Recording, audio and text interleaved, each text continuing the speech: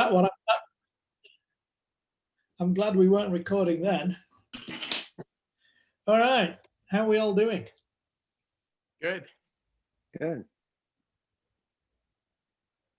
We're a bit sparse this morning. Where is everybody? 10 of us, huh? Well, what's on our agenda, Bill? I don't know. Come on, you're Well, keeping us honest here.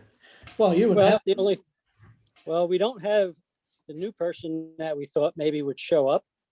So the next thing was going to try that video. Now, am for I just showing this or are you showing it? You are. That's why I sent Okay. it to you. See, well, I'm planned. I did plan. I just wasn't clear and I didn't want to steal your thunder. It's not my thunder. Well, what we decided to do is to try something a little different for the group. And what it would be is maybe for the tips and tricks, find a short video, like 5 minutes or less on a subject. And then if we want to open it up, if it instills questions in people and want to talk about it, we do that. And when we're done with that, we can move on to the challenge. Right. Okay, then. Should I play the video? Roll it. Hang on. Let's find the right one. There we go. Okay, can We'll see which one. Can you guys see that? Yes. Yep. Yay. Well, hi everyone. Today I've got a Photo 101 video for you all about polarizing filters, why they're so neat, and how you can use them. Now that photography is mostly digital, people don't use filters much anymore. It's not polarizing filters not going. have survived because what they do is quite clever. They absorb polarized light, which is normally any light that's being reflected. What's up, Bill? It's just audio. The YouTube video is not showing up. It just says something like photo 101. Hang on a minute. I don't know why that would be. And if you could full screen it. It is full screen. That might be the problem. Okay, it just jumped, so it might be working now. I don't know. And some light from you, all about polarizing filters, why they're so neat, and how you can use them. Now that photography is mostly digital, people don't use filters much anymore. But polarizing filters have survived because what they do is quite clever. They absorb polarized light, which is normally any light that's being reflected off of non-metallic surfaces and some light from the sky. So in a nutshell, polarizing filters can get rid of reflections from many surfaces such as water, or glass, or even book spines. And they also have the very cool and useful effect of darkening a blue sky.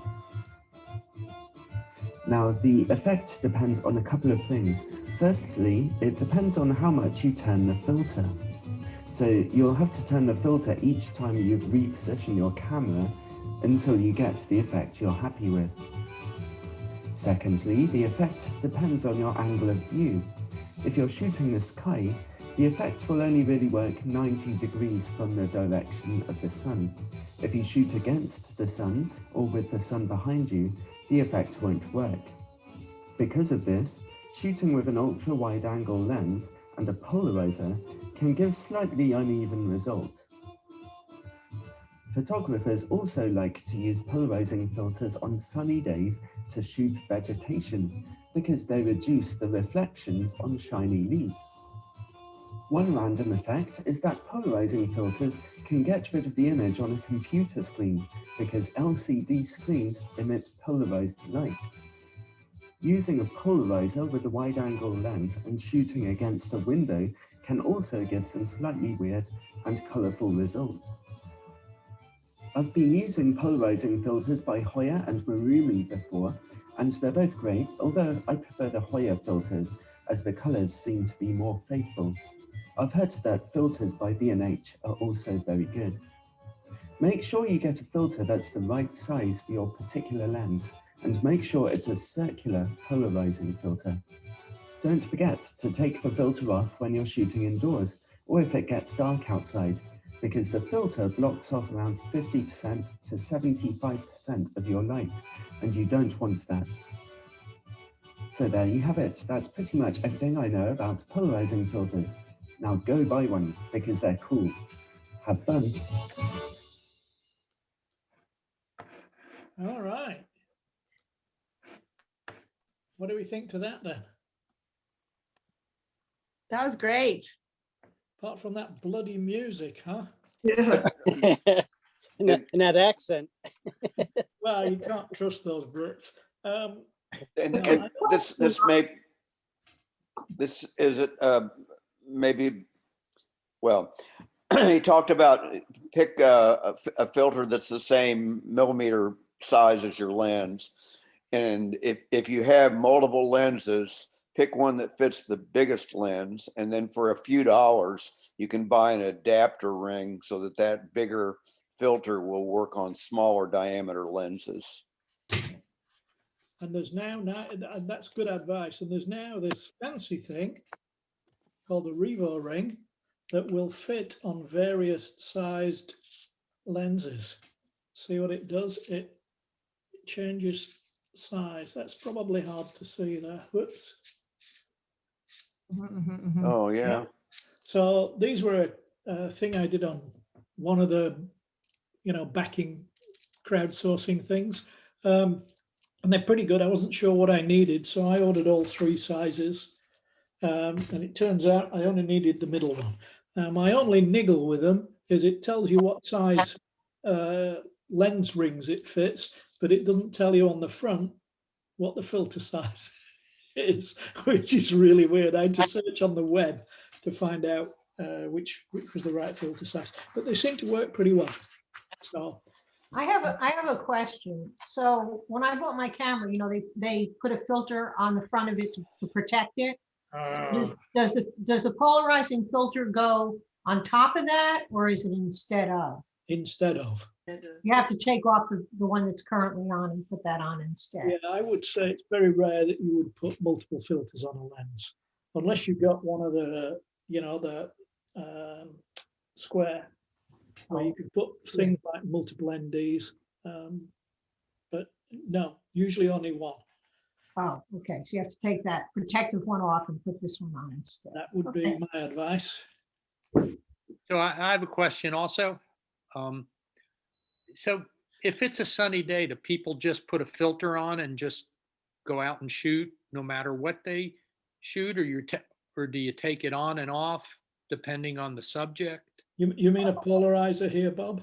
Yeah, yes, a polarizer. I'm sorry. Yes. No, that's okay. Just clarifying. I mean, I would not. I think there were a couple of things that he skipped over there. Well, they weren't skipped over, but they were covered very briefly, and they're important. So it depends which way you're shooting. You can't shoot into the sun or with the sun directly behind you and get a good result. So if you use it just in place of a regular filter, I think you're going to struggle a bit. A, because you lose at least a stop of light, which you may or may not want to do. So bright day, you probably don't care. But I'm an advocate for putting them on when you need them. Look what I found. Ooh. I can order from Amazon. Looks like it clips on. Cool. Filters for my Hey, iPhone. Yeah. there you go. Now, Question, don't some of them have visible dark parts and light parts, and you can turn them? Is that what he was talking about when he said a circular? yeah, Helen, if it's split like that, it's called a graduated. Okay. It may or may not be a polarizer, but if there are graduated filters in different densities, And if you were shooting something that had a really bright sky, and you wanted to balance the exposure out, you could put the dark part of that filter on the sky and divide it with where the horizon is, the very, very horizontal horizon, as we've talked about. But that's not a polarizer. Yeah, that's. But it may not be. I don't think it probably is. Okay. If you have polarized sunglasses, take that filter, hold it in front of the sunglasses and turn it. And if it's a real polarizer, you're not gonna see any light through it eventually. Well, That looks like I've used sunglasses in the past as a cut that off. Yeah, I was just trying to figure out what this one is. That's not a polarizer. It usually says it on the edge. So can you explain a little bit about the difference? I mean, I guess I didn't, I sort of thought the graduated filters were just, how do they differ? They're very different. They serve completely different functions. There is a but, and I'll come back to the but. A neutral density filter is just cutting down the amount of light. So imagine it's a bright sunny day and you're taking an image of a waterfall and you want the water to look, whatever you call gauzy.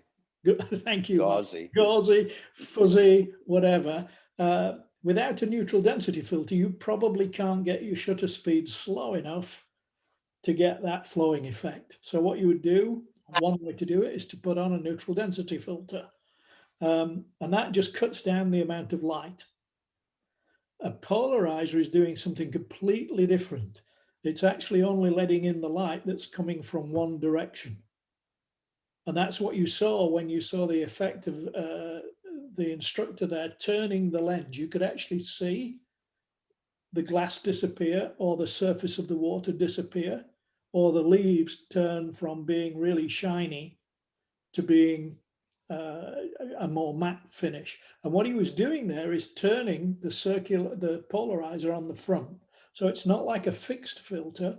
You screw it in and there's a fixed element, but there's also an element that rotates. And it's that rotation aspect that you need to play with in order to find the right right angle of rotation to get the effect that you want. Have I heard that described as almost like Venetian blinds? Well, I'm not sure that's the best analog I've ever heard, because if you think in terms of Venetian blind, I mean, they're just going to go that way, whereas what we're talking about is turning it this way.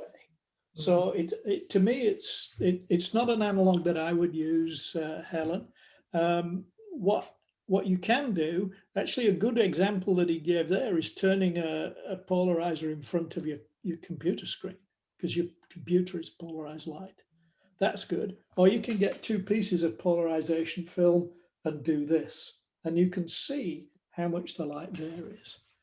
Now, the but that I wanted to pick up on Susan's question is, some of the modern day neutral density filters achieve the degree of light blocking by putting two polarizers on top of each other and actually turning them. And then depending on when they're exactly 90 degrees to each other, they'll block out most light. And when they're aligned, they block out the least light. So some modern NDs are actually circular. You don't drop them in front of your lens in the old square format stuff.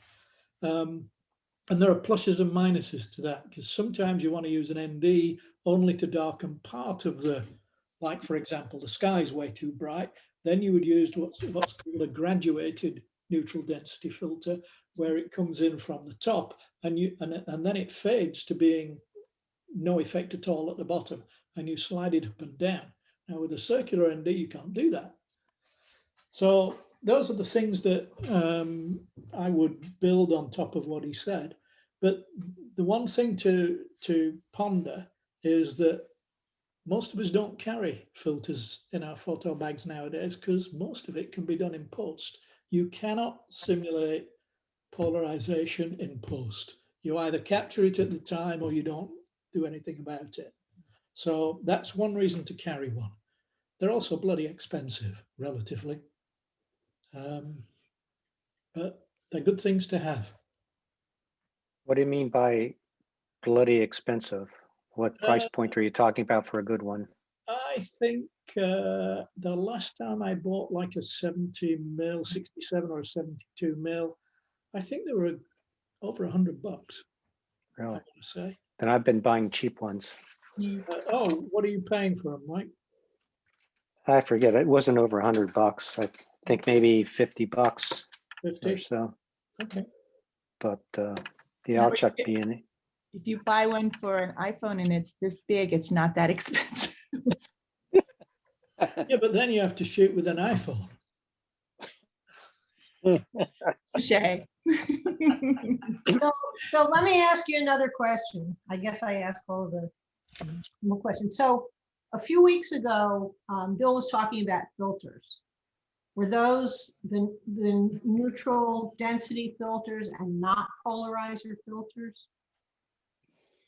I think when we did that some time ago, it was everything from the polarizer to the graduated neutral density, the full neutral density. And then we had a little discussion, I think, on UV filters, basically that they really don't do anything for digital, except if some people like them to protect their lens. Say that again. Can you say About what the UV? Yeah, the UV, that's to filter out ultraviolet light, which was important during the film days. It's not really something that's required in digital days, but a lot of people, they like to put them on front of their lens just in case they bump it. They can break a $20 item instead of ruin a lens. Yeah, but a lens hood does just subscribe. about the same thing. I've had lighting artifacts off of UV filters, so I really don't use those. Yeah, anytime you're going through another piece of glass, you know, unless it's a really, really good piece of glass, you're going to have a little bit, as minute as it might be, deterioration in the image quality. I think the UV Yeah, UV filters are just pushed by sales personnel to add more to the bill. Well, and let me add a couple. Go ahead, Helen. This is very interesting because I hadn't paid any attention. I was thinking there was a polarized filter on my camera that I bought used, and it is a UV. I just took it off. So this is well, and let me get back to a couple of those points. One, while you were talking, I was looking on B&H, and you can buy a 77 millimeter polarizer filter that is a Tiffin, which is low end, $25. But if you want to play with one, you know, try that. B+W is a decent, it's not really high end, but it's certainly not low end either. And a good B&W 77 millimeter is $90. You know, and as for there's always a debate about putting anything in front of the lens of a camera. And I would grant that you may lose a little bit with some filters, but rather than ruin a $1,366 lens, put a good filter on the front of it so that nobody bumps into you. You don't drag it across the brush and get it. But the other thing is, yeah, UV filters, skylight filters, they may add more than just a plain glass filter. Plain glass filter, if it's good shot glass, it's going to be minimal, and you still put the protection in front of the lens. Use it for protection and not for filtering. Has anyone had a scratch on the front of, I've never taken my UV off because I was afraid of scratching my good zoom or something. Has anyone ever had a scratch? How dangerous is that these days? You can. I guess Betty, I'll knock Betty, on I have wood. a, Go ahead. Betty, I have a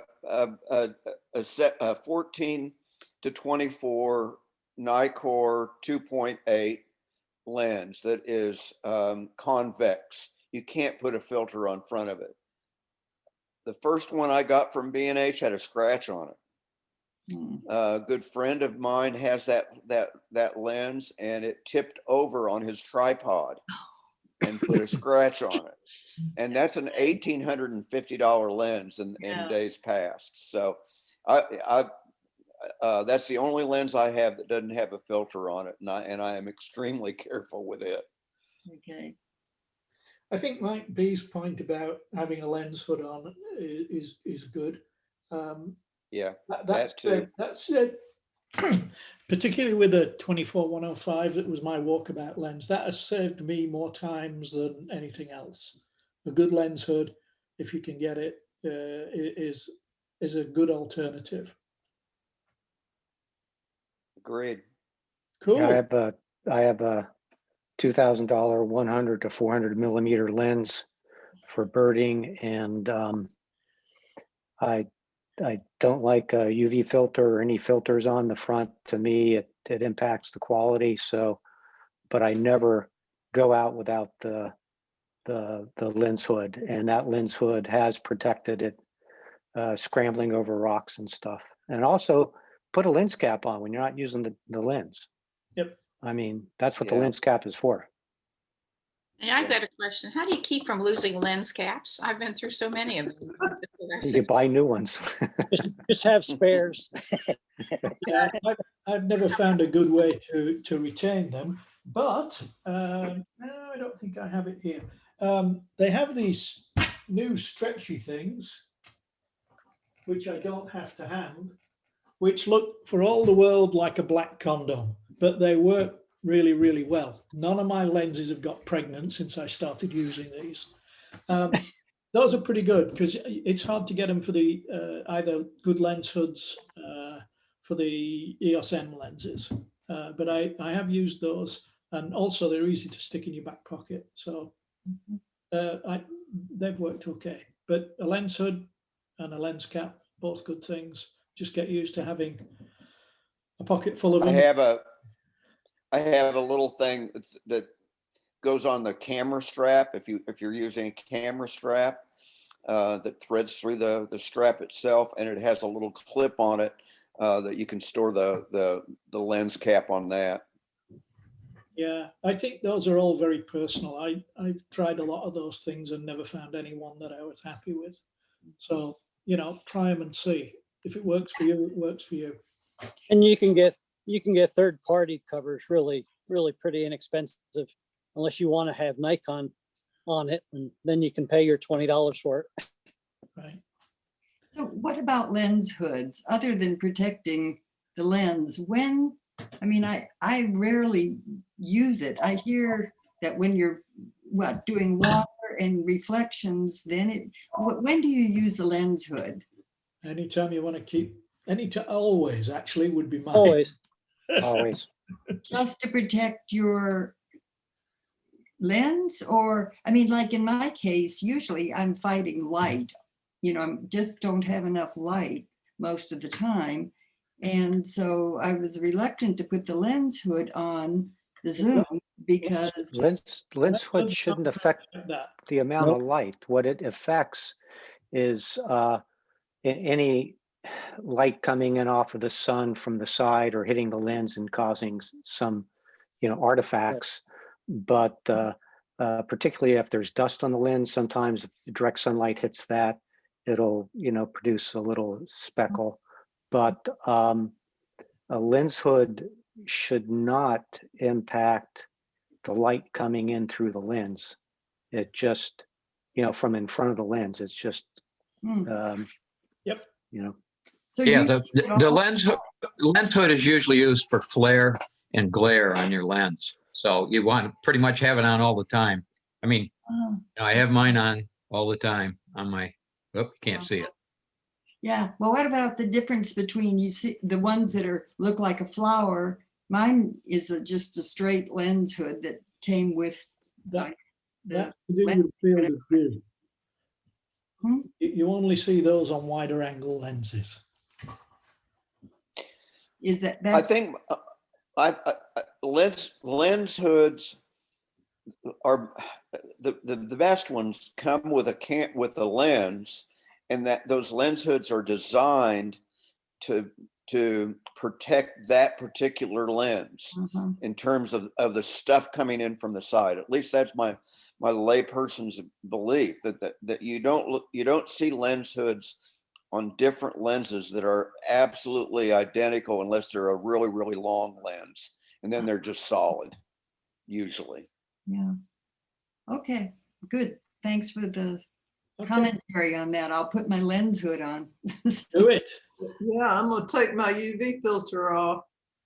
I used to think it was just that people wanted to make it look like they had longer lenses than they actually had. And that's why they put all the lenses. That too. Yeah.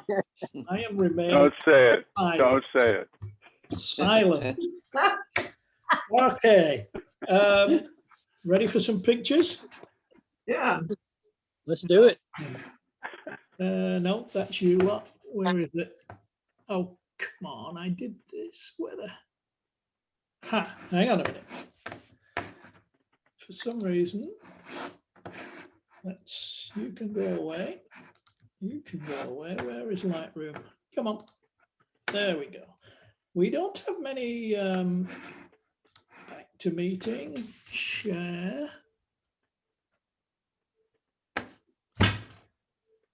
This is really weird. What's going on here?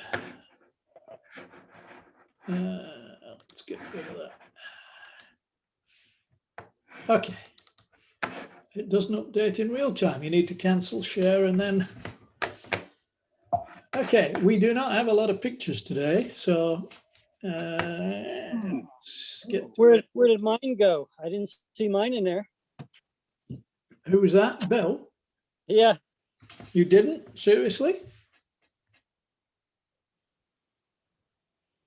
They're not Nope, there? none of mine. Nope. Now mine's missing also. Oh, now we know why that's so small. Yeah. I have a lot of remarks to that one too. Let's have a look. Let's see. So, AJ, I saved that one. So where is it? Maybe I didn't. Let me just go and. So here's a useful trick. Here's how I update. I drop all of my stuff into a desktop folder, and then I just synchronize that folder. But I did 3 new ones. I did that this morning, and I thought, aha, those would be there, huh? Oh, you can't see this, can you? Okay. there they are. All right. There we go. I believe I've saved everything. Now we get AJ's coming up number 1. Is that right? That's right. Okay. Talk to us. Well, I've been really busy the last 2 weeks with my eye surgery and everything else. So I cheated and went back to some old photos I had. This is on the beach in Wilmington, North Carolina. The sun is, well, you can see the shadows behind the people. So the sun is very high in the sky. And it was almost blinding to the eye to try to, to look at the water. But I took the shot. I thought it was interesting. And I did a bit of post-processing, mostly with brightness and with shades and shadows. And that's what I ended up with. So that's my silhouette. What did you do to get the background like that, AJ? What's that? What did you do to get the background like that? Oh, well, that's the water. And when I reduced the brightness and increased the contrast, that's the way it came out. Okay. So because you can see that where the surf is coming in, and that more or less looks normal. Did you turn it into black and white? Yes, I did. It looks good. Mhm. Really nice. Really nice. I like that.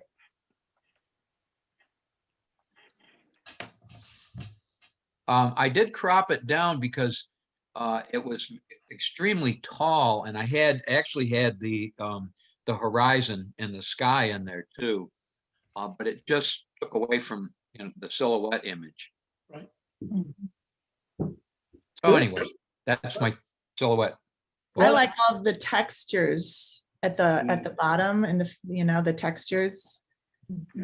Yeah, there was a sandy part, and then right where they're standing is, I guess it's all shells that were coming in. Yeah, it looks pretty neat because of the profile on that woman's face. Yeah, yeah. It just draws your eye right to her, right in the middle. Very good. Okay. Excellent. Wow. That's mine. You got to look at it for a second. But if you look down at the bottom, you can see my foot. Oh, yeah. How do we know it's your foot? Beg your pardon? How do we know it's your foot? You're an imposter. I'll go get my shoe. I got the shoe right here. Yeah, and I was on a hike and I was giving myself a thumbs up because it was kind of a strenuous hike, and I was like, yeah, I could do this. Yeah. That's good. Yeah, I didn't notice the foot at first. That's good. I like it. I like it. It's good. Thank you. The angle of that shadow is nice. It really. And is that like a rock right there? Yeah, yes. The center? Yes, the path was rocky, gravelly, and then that was just one big, large rock right there. Okay, And that's almost perfectly matched to the shape of the body. My torso, yeah. That's what I like. This is not the one that I did post-processing on because I was very distracted by the rock up on the upper left-hand side. And I actually did some spot removal stuff and changed that. So this is, I should have looked more closely at which one I sent. But anyway, because my thumb looked like you couldn't see all of it. And I had actually added to that shadow. So anyway, I did a lot of post-processing, but this is not the image that I did it on. Anyway.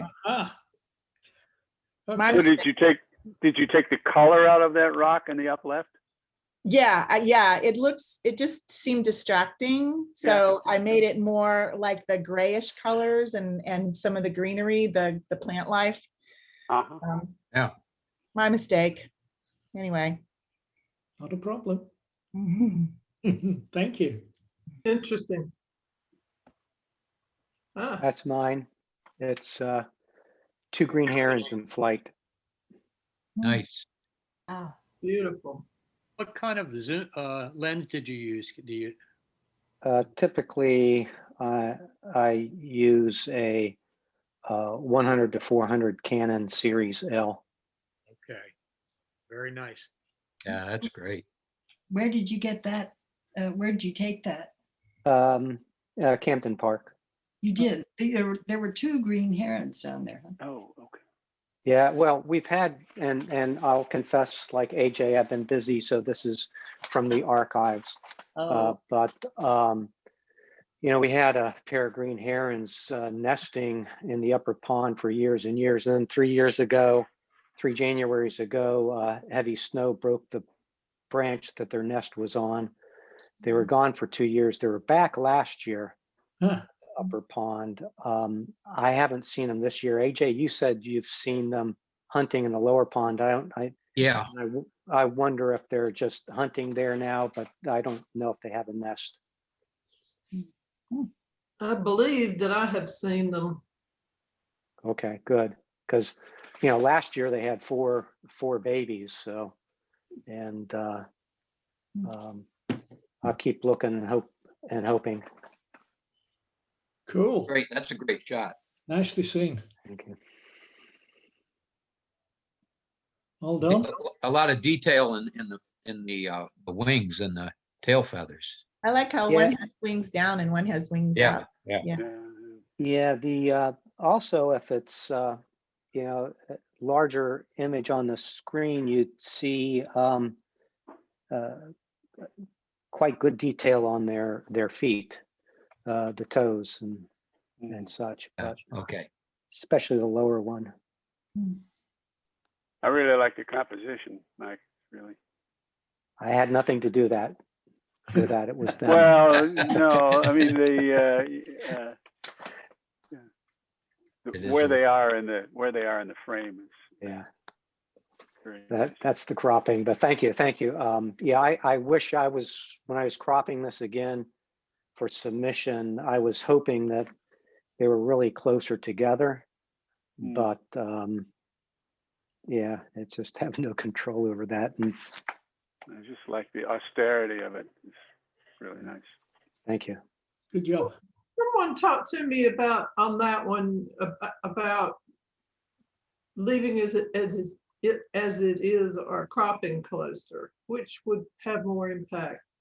The cropping closer, you Well, the issue I dealt with is because of the separation of the birds, and when I crop, I try to put at least one, if not both of them, on the third lines or the, you know, the crossover points.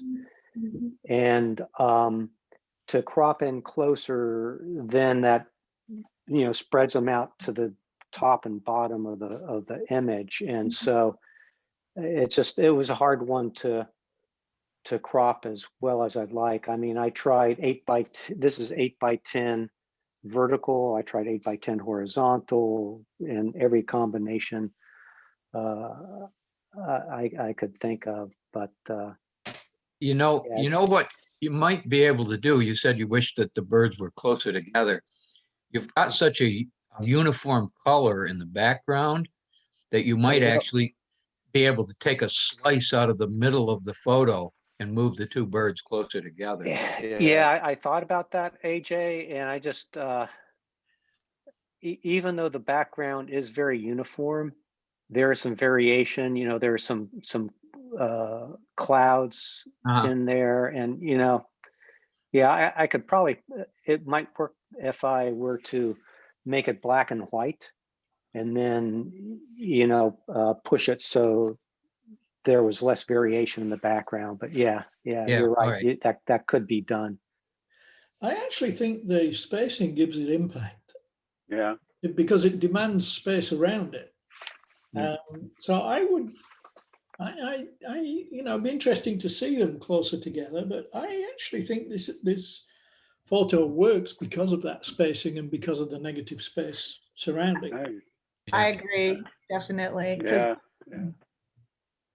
I would stick with it, Mike. I defer to the experts. I will leave it alone. Thank you. Not experts, it's just a view. Okay. This is mine also. It's a hummingbird, of course, and I've learned that shooting against a uniform cloudy gray sky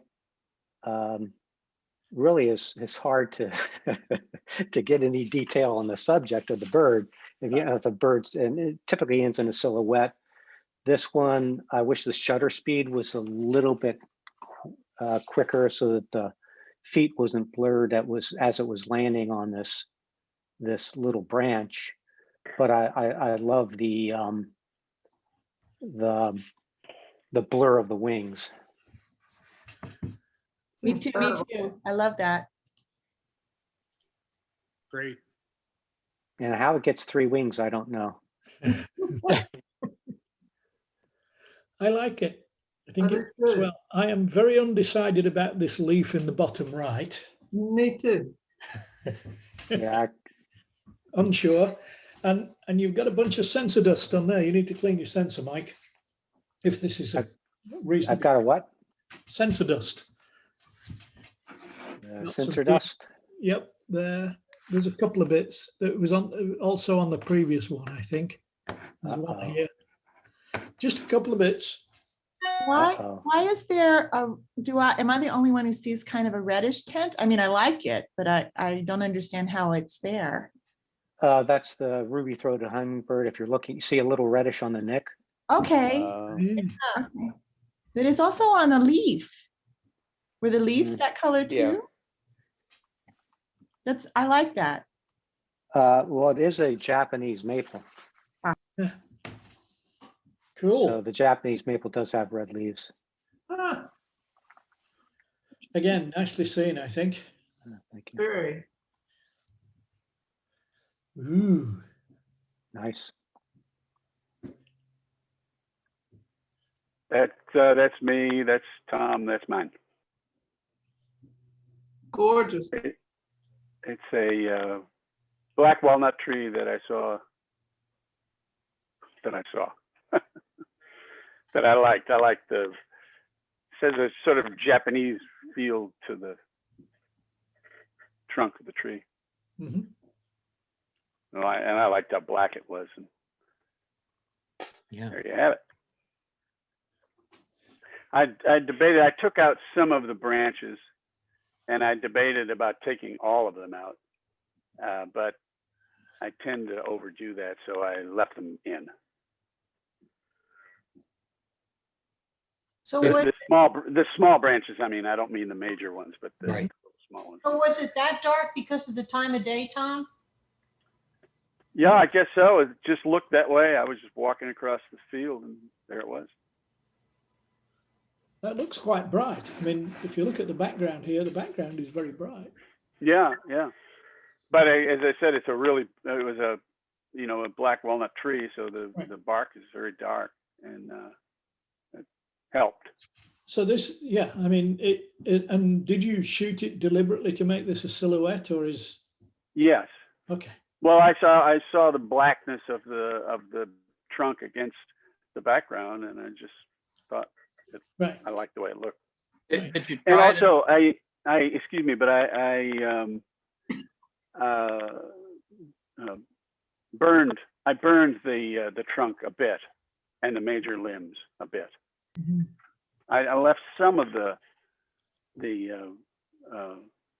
lichen on there, but not all of it. I like that the branches that you caught, they're not a typical, the way a tree trunk usually goes. Angles, I like that. Yeah. You try it in black and white? Yeah, I did actually. Yeah, and I liked it. I liked it that way as well. Yeah. Mm-hmm. I like the brown leaves on the left and the different greens and beautiful background. I like the contrast of colors. I like them. The background glows. Mm-hmm. Mm-hmm. I think it's interesting how it seems to me like the trunk of the tree accentuates the background. Yeah, the thing If I've that makes noticed, sense. it really makes me want to study the photo for some reason. I don't know why. Maybe it's just. I'm sorry, AJ. You wanted to. It makes me really want to sit here and kind of study the photo. I think it has something to do with the unusual shapes. Mm-hmm. Mm. Nice. Good. Nice. Well, I took out a lot of, there was some light coming through in places, and I cloned that out, and little things, but nothing major. Good. Aha. Oh, the 12 ducklings. Guess where that came from, right? Ah, That's Nice one. wonderful. Great picture. How did you get them to pose for you? Did they come to you for Yeah.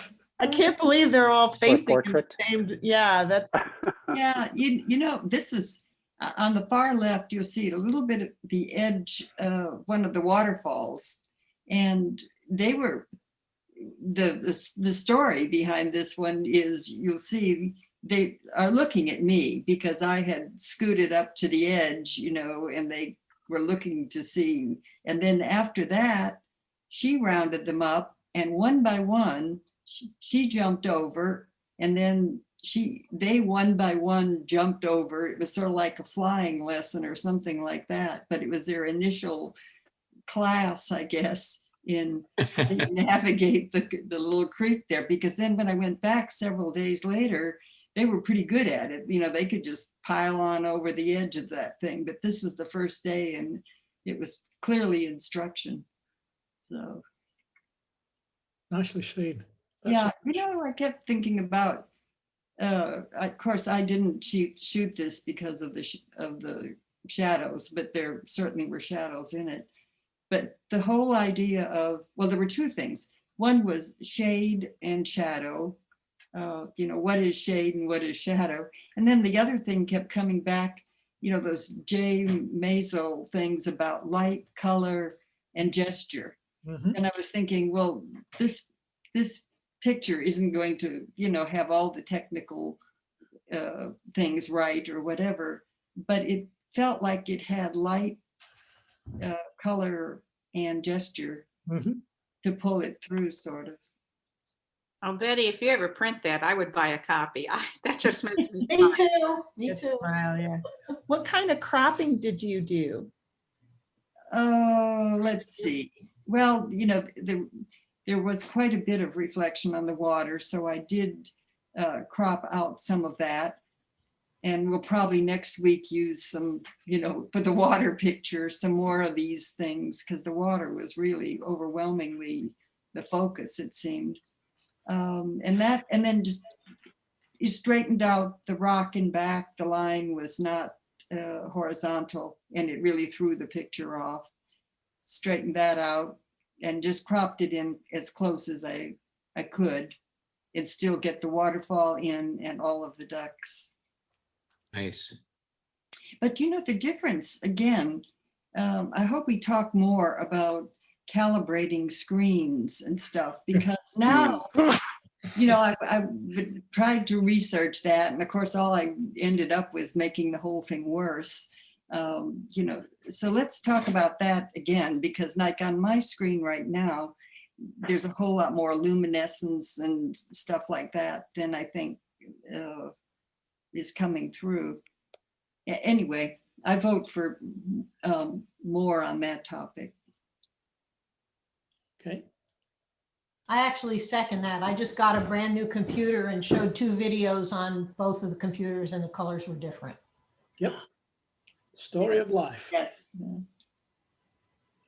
Cool. Nicely done, Betty. Beautiful. Thank you. Nice. It was really fun. You know, the ducklings have been great. Okay, this is mine, and there's a rock outside with leaves that really caught my eye. And I have to say that what happened was one day I took this particular picture with my iPhone. And then I went back out a few days later with my camera, and I couldn't get a picture I liked. I took like almost 100 pictures. So this is from my iPhone. Nice. There you go. Yeah, I like the textures on it. Is it one plant or two? Like the leaves look so different. Yeah, there's just all these different leaves around. I don't know if those are the leaves of the same plant or not. Mm-hmm. I like leaves around it. I like the variation there. Mm-hmm. Yeah, and that was what I liked about this picture versus the other ones. I just had the bottom green plant kind of more uniform and didn't have the little leaves. Mm-hmm. It's nice though, because it is on, first of all, on the rule of thirds over on the side, and also that the textures are just really good with the leaves below, and it has a lot of nice features to it, and the rock textures as well. Very good. Yeah, the rock, beautiful. Another nice one. Well done. Oh, Well, this is mine. If you're familiar with the YMCA of the Rockies, which is close to where I am, those kids are doing the YMCA.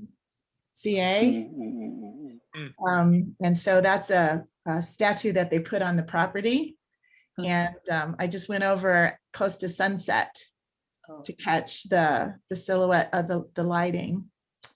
And you can see the snow on the mountains in the background. Yeah. Oh, it's great, Beth. You've got a real advantage over the rest of us who are all just looking at the Farrington Pond. We went out photographing your hail last night, Betty. We had 2 inches of bloody hail on the deck. Oh, you did? We did.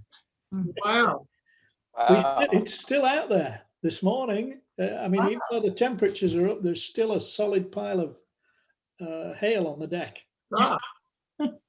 Okay, and again, I sent you so down on the bottom left, there's a building, and I had Spot removed that out, and then there's like a bench or something on the right-hand side.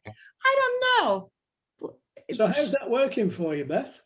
Well, the spot removal, I figured it out. No, I figured it out. I'm just somehow or another, when I sent it to you, I sent you the wrong dang ones. That's what they all say.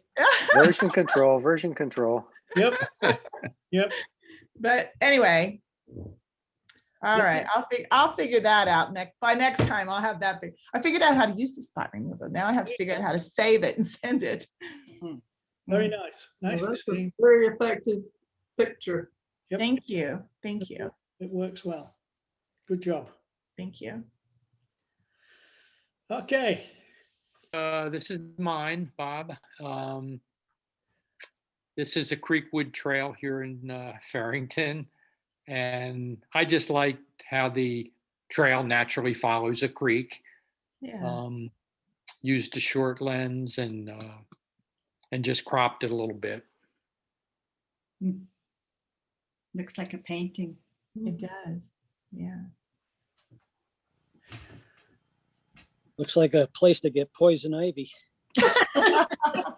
How are you doing, Bill? Are you doing better? I got rid of it the first time and now I got it back again. My arms are covered. Oh. How did you get it? Oh, my dog probably walked through poison ivy and I picked her up and I get it on my arms. Okay, you weren't pulling English ivy out, because you can get poison ivy rash from English ivy. Yeah, I don't do landscaping. Smart man. So Bob, what, Yes. what were you aiming at with this? Well, I kind of, that's a good question. I kind of wanted to get the creek and the trail together. I wanted to get, there's a few shadows in there. That was kind of my bigger objective. But so what would you what would you aim at? Well, I don't know that I was aiming at anything but the trail and the creek. I mean, I think my overall comment would be, I mean, I think you're stood in a great place. The work would be on the technical aspects of photography here. So I'm not sure I find anything sharp. Here's what we were talking about earlier about not having a lens hood. That's what happens here. So my guess is you didn't have a lens hood on. No, I didn't. Right. So that's a trail marker. Oh, it is? Yeah. Yeah. Oh, okay. Interesting. So that's really there. That's not a lens flare issue then. Nope. Okay. All right. Pretty close to my. But he could use the spot removal tool. You could. Yep. But then he sent in the wrong one. I evidently did. Yeah. Yeah. On this one, Bob, were you on a tripod or handheld? Handheld. Okay. So to me, I think focus is the thing that needs the most work here. It's reasonably exposed. It's nicely framed. I think there's a lot of good about this, but I'm not sure I can find anything sharp. So that would be my take. It's work on the technical aspects. Bill, Bob, we may have fixed that yesterday. Yeah. So actually, I met with Bill yesterday regarding a lens I just bought, and he looked at the lens I used to take this picture and asked me how come it wasn't on VR, vibration reduction. And so I think we just, as you said, I think, Bill, you solved the problem. So I'm learning. Of course. So, I mean, one of the things that if I'm out and I'm doing this sort of thing, I try to think, what am I expecting to see? And what aperture would I expect to use? What shutter speed am I comfortable hand holding at? And I don't know about you guys, but as we age, I used to happily hold the long lenses that Mike lots of uses, and now not so much, you know. So I did a whole series in the backyard last year with that 75 to 300 that I got so pissed off with that I sold it. And then I discovered that I really was using too slow a shutter speed because I'm getting to be an old guy. So, I mean, hang in there, Bob. This is, I mean, we've all been there of leaving VR switched off or on when it shouldn't be, or whatever it is. But I love the framing. The exposure's certainly in the ballpark, but focus, I would say, work on. Gotcha. Hey, Bob, one comment is you said you were trying to get, you liked how the creek follows the trail follows the creek. Right. And I see the creek and the trail curving the same way, but it's almost like the creek is clipped off to the right. So maybe if you'd cropped it a little bit further, brought the crop out further to the right, that might show more, if that was the intent. Okay. Okay. How many photos did you take here, Bob? What's that? How many photos did you take here? Probably 3 or 4 is all. Okay. This is Hey, Bob, I'm looking at this thing. I'm really liking it a lot. And I was looking at these highlights and how they're almost maybe blown out, but it has this really magical, mystical quality to it. And I feel like you could exaggerate that if you somehow made the greens darker. Okay. See how it has a kind of a smoky feeling, like something could come out of all that back there. Some character could appear back there. Right. Really. So maybe more contrast or something. I don't know how you would do it, but I really love the way that has a mystical feel back there. Okay. Well, this is good. Bob, Go ahead. One other thing. When you look at the picture on your camera LCD, or when you look at it on your computer, is it sharper than this? And I ask that because depending on how you send this photo to Graham, it can get, if the file gets downgraded, if it gets compressed, it's not going to be as sharp as it is when you're looking at it on the LCD or on your computer, and that's just a long shot. But when you email things, you've got to be really conscious of what size you are sending. And so what do you Graham has. So what? Well, just I use a Mac, and when I send a picture that is, say, 25 megabytes in mail, it will ask me, do I want to send it small, medium, large, or actual? And as I step down or going to from the actual to the small, the file gets tiny, and that's why I ask, because I'm not looking at what you're looking at on your screen. Yeah, but if it is at all sharper. Yeah, I'm not sure. I'd have to go back and look. But what you said about sending it small, medium, large, or actual, I've seen that, and I've never known why I would change it from medium or large. Or so what does that mean? The smaller I send it, is that better or worse? Worse. Worse. Ah, A lot worse. okay. And one way to tell, Bob, is send it to yourself. And when you get it, do the information, get the photo information where you can see what sizes the small one is versus what size the actual is. And if you took a 15 megabyte photo and sent it small, you're probably sending it in kilobytes, not megabytes. Okay. Oh, that's very helpful. Thank you, guys. So Well, and Can you see what Go the ahead, Daddy. size of the photo is, Graham? Yep, there you go. That's part of the problem. It's small. This is 502 by 480. The other problem is that it's a f/4.5, which would be fairly shallow for a landscape picture. Which is why I asked Bob what he was trying to achieve when we started, because sometimes, you know, you would use that deliberately. But definitely you're sending fairly small images. But even if, whoops, let's go back, come back. But even if we reduce it a lot, I think that the observations or the feedback for Bob is still valid. So actual would be the best way to send? Sure. I mean, yeah, nowadays, very few, some mail carriers restrict the size that you can send, but actual is always good.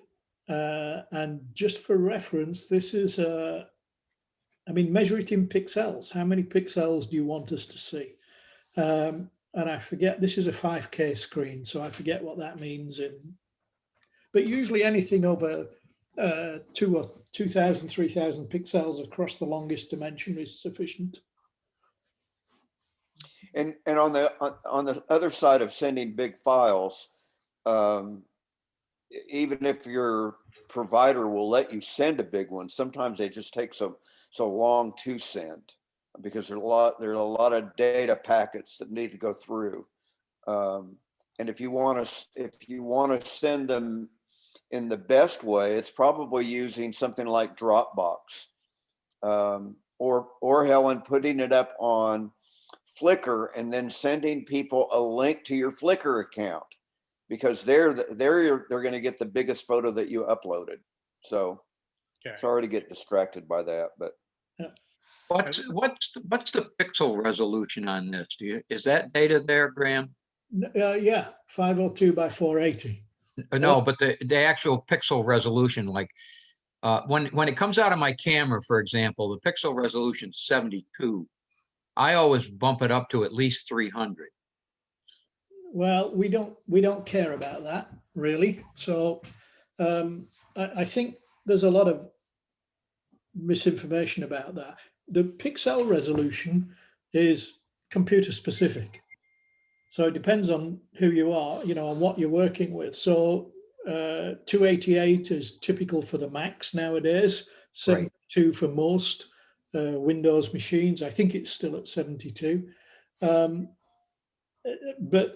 and that's why I emphasized this a moment ago, is what we actually care about is the pixel dimensions.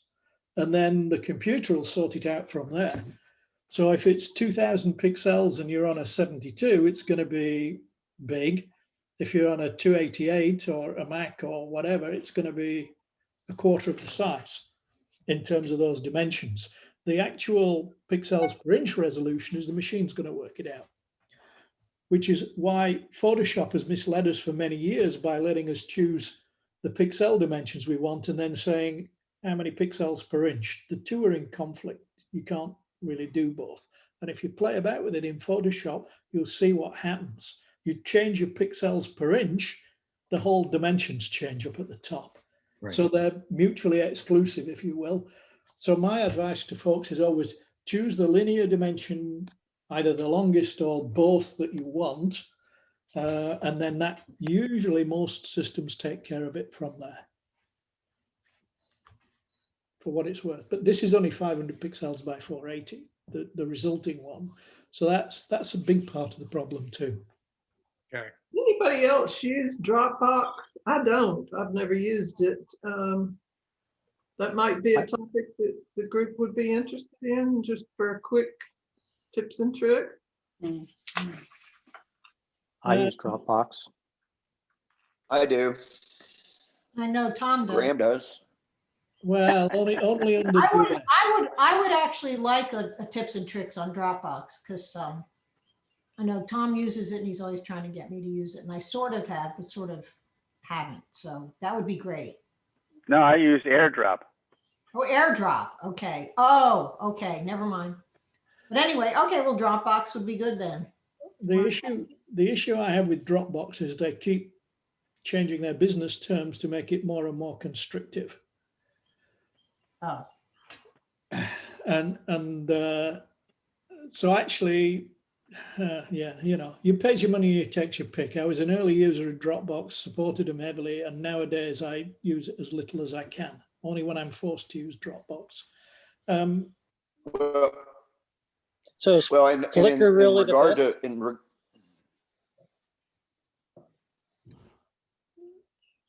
I'm sorry. Oh, Bill. No, I was just wondering if Flickr is really the best for this kind of use. Well, you can upload huge files on Flickr, especially if you have an account that you've paid $50 for. There's a limit on free accounts, but you can put huge photos on there, and you can send people links to any of those. But back to Dropbox, I don't know. Well, I do know about the business plans. I have a free account, and it's big enough that most of our YouTube meetings are on my free Dropbox account. I've gotten to the place where I've had to eliminate one to add one, but you know, there are huge gigabytes on free accounts. I can't remember what I have. It's like 15. I don't remember exactly, but you don't have to pay for it. They're just restrictions. Yeah, I have. I'm sorry. On the computer. I've just never used it because I didn't know why I would want to use it. So just a few words sometime on Dropbox would be helpful to me. Well, and I wonder too about, you know, I don't use Dropbox very much anymore because I use the Mac, and Mac has iCloud. So I have, you know, there are a lot of cloud storage options. I imagine Windows, I haven't used Windows in decades, but I imagine Windows has their own cloud storage. So yeah, I think any of them will work. Yeah, I can store on iCloud through my Windows. Yeah, and you can share, and you So can share. I don't know if I can send, but I don't know what you're talking about. Anyway, I don't know what I'm talking about. Well, and Mike, the question I have in reference to what you just said, I mean, I don't give other people access to cloud. I mean, yeah, I have storage plan on iCloud, but Dropbox is a good way of transferring that data to other people rather than just, and I don't know how you would do it by giving them access to your cloud account. I think just like in Dropbox, you can designate a folder to share and then share that. But I mean, I use Dropbox basically the way you do. You know, it's something that I think at times I've shared some photos with Graham using Dropbox, or you know, documents with you know, my financial advisor or things like that. But I'm pretty sure you can use iCloud the same way. Just designate a volume that you want to share with someone, or send a link. Send a link to a single image. Yes.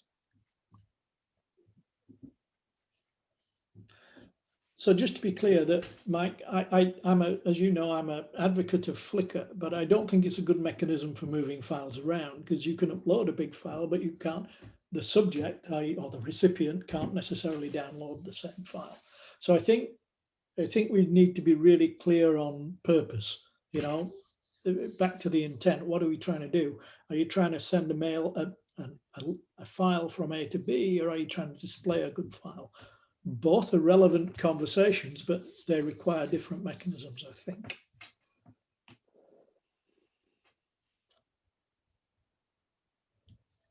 Cool. All right. Are we left Bob in the hot seat for long enough? It's good. Woo. Now, see, that one is now, there we go. I think that's the size. Yeah, that's well, it's not exactly the most relevant maybe for this particular topic, but I thought it was in the shade, so that sort of qualified. But it's just a robin who'd had a bath in the bird bath, and I just liked it. Nicely done. So we'll be getting a polarizer to deal with this, will we, Betty? The what? You'll be getting a polarizer, will you, to deal with this? No, actually, I didn't do any post-processing on this one at all. I was kind of, you know, like, oh, wow, I get a second picture here. So I happen to like this one, but good. Right. That was a good catch. You're right. That could definitely. It was a great photograph. Nicely done. Is this through your window or is this outside? Nope, through the window. It is? Oh, yeah. Okay. Interesting. Oh, that leads me to that other question. Okay, so I'm going to start putting the hood on my Zoom, but when I'm indoors, is there any reason why I would use a hood other than to keep from dropping it or something? You know, there's nothing, right? It has to be glare or sun that you're thinking about. Is that correct? Or are your windows always in shade? No, of course they're not. You're right. I might have to start experimenting around with that. Try and see. I mean, the simple thing with a lens hood is there's no downside. Except for the fact that carrying it around and it doesn't, you know, couldn't, you have to unscrew it every time you want to pack it into your thing or something like that. I mean, it's just another extra piece. Is it not a bayonet mount? Is it a screw mount or a bayonet mount? Is it what? Is it a bayonet mount or a screw mount? Oh, it's not a bayonet. Is the what does that one look like? Is that so? The two most lens hoods actually fit on and turn like an eighth of a turn. Yes. That's it. So that would be a bayonet mount. Oh, okay. Yes. So I mean, it should be. I don't know. In my book, that's a trivial amount of trouble. So for the benefits that lens hood brings. So I just, you know, you develop these habits over years. Here's Mike with his lens hood look, and then you can turn it around. And yeah. So this is, it's on the. Yeah, so I never have a problem carrying it. When I'm done, I just put it on. Right. So, and again, you know, it's some of this stuff is just habituation. I mean, literally. Have to get the habit going. Yeah. Yep. And then once I'm going to try it. I'm going to try that. Familiar with it. The thing I like best about the lens hood is it makes the lens look that much bigger. That's what I thought.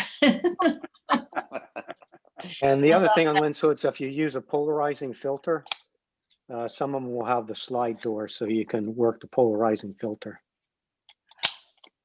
Yeah, mine doesn't. It was that. Cool. Yeah, that's interesting. Okay, good. Anyway, your image is very good. No, thank you. I think this is, you're getting the sharpness much better, I think.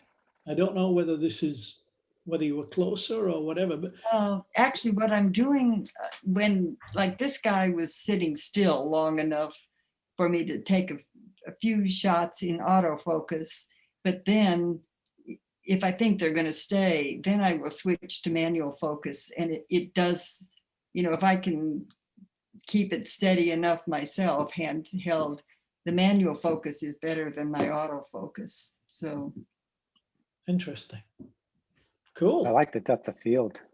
It's Yep. really nice. yeah. Nicely And said. I would never I would never let the rules of the photo shoot interfere with submitting a photo. I No. agree with you. Okay. Nicely done. Mhm. Aha. So here's another small one. Is this Bob again? No. No, it's not me. I don't know who submitted this one. Nobody's owning up. It's from Farrington. That's for Yeah, the Worldy gig.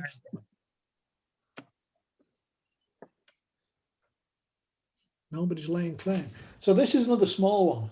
820, you can see up on the top left there, 823 by 1024. So it's nicely shot. I mean, it fits the brief okay. I don't know whose it is.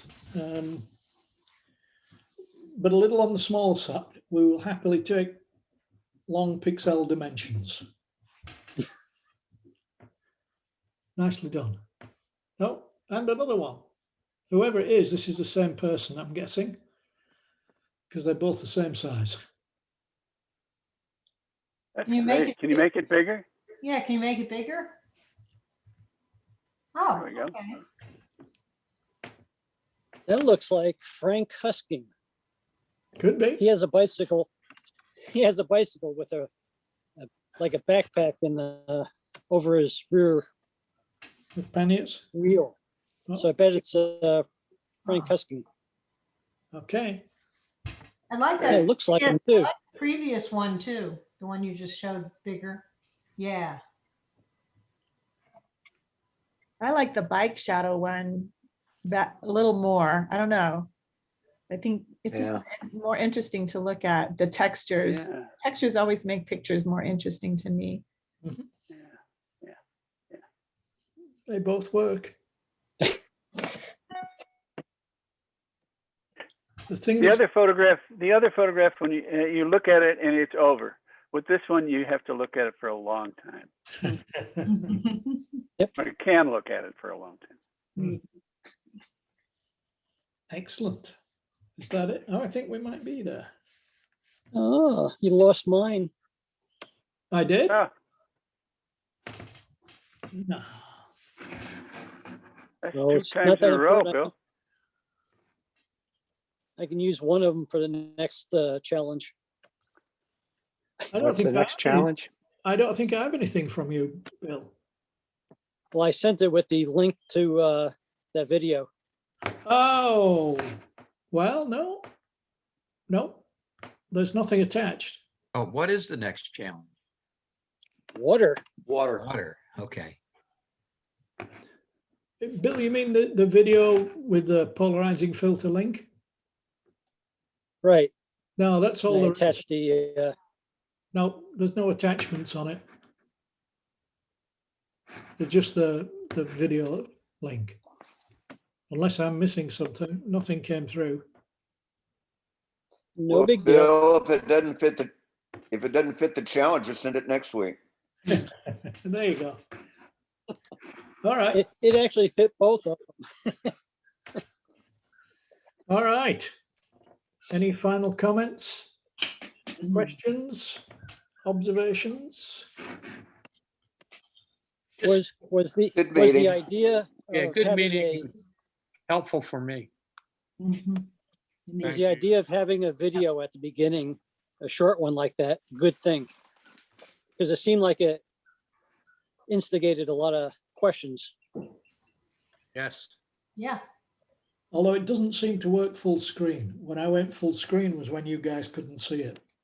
So I need to dig on that. We'll do one on Dropbox. I'll find one. No, I think it's Zoom that's the issue. All right, nothing else? You guys are happy? By the way, I really enjoyed our meeting at Farrington. That was a lot of fun. It was. We should have more physical meetups, I think. I'm sorry I missed it. I had scheduled motorcycle tire replacement that morning. So. Well, I do think we need to. I think we need to do it again. Yep. And there was a letter from the Council on Aging that apparently they're opening back up for vaccinated folks in July. So it may be that we need to talk to them about what we need to talk amongst ourselves to see if we want to go back there. And if. But that's the only, the Western one. The Western one in Siler City is going to be the one that's going to open up because the Eastern one has some, construction and rehab and changing the space a bit. It's smaller, I gather. So it's okay. I was impersonating Rosanna Dana. Never mind.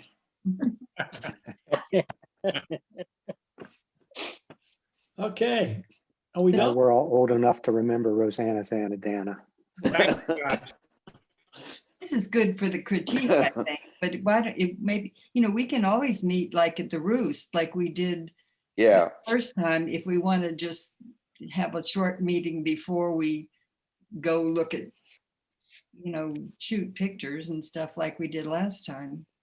I think that worked out well, don't you think? I mean, to have, meet outside, and if we have announcements or things to talk about, we can do that and then split up and go do our stuff. Good. Yeah. Maybe what we can do though is choose something, or at least have a next critique be things from that outing. Because I thought it would be kind of, I wanted to see what everybody else got last time when we were out there. So. Is that okay? Beth, you're muted.